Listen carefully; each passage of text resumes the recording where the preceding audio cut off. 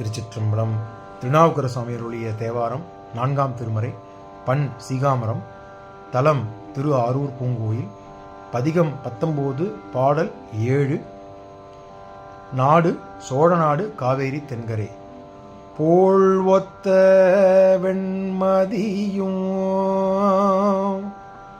போழ்வத்த வெண்மதியும் சூடிப் பொழிந்து இலங்கு வேள் அழித்த வேழத்து உரிபோர்த்தான்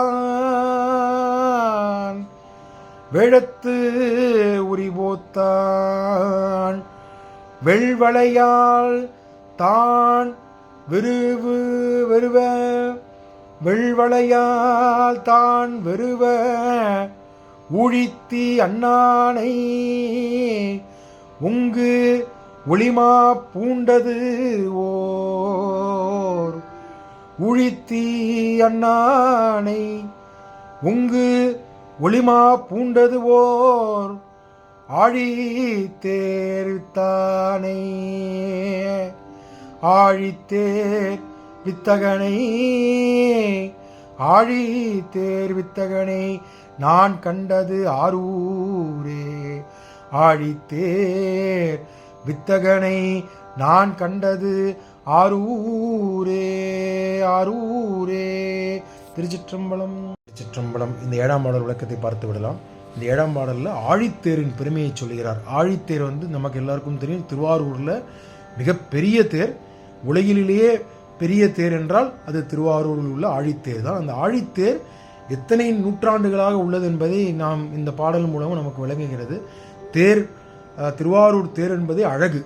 அந்த அழகு உடைய திருவாரூர் தலத்தில் நாம் பார்த்து கொண்டு இருக்கின்றோம். இந்த 7ஆம் பாடல் என்ன சொல்றார் அப்படின்னா, சந்திரனை பிழைந்து ஒரு பிழைந்தால் நமக்கு ஒரு பொருள் கிடைக்கும் அல்லவா, ஒரு பொருளை பிழைந்தால் ஒரு பாகமாக கிடைக்கும் அல்லவா, அந்த பாகம் சந்திரனை பிழைந்து தனது தலையில் சூடிக்கொண்டவர், அழகுடன் சூடிக்கொண்டவர், வெண்மை நிறத்தில் கொண்ட சங்கு மாலையை அணிந்திருப்பவர், அச்சம் கொள்ளும் வண்ணம் தன்னை நோக்கி பாய்ந்த மன்மதனின் அம்பினை மதயானையின்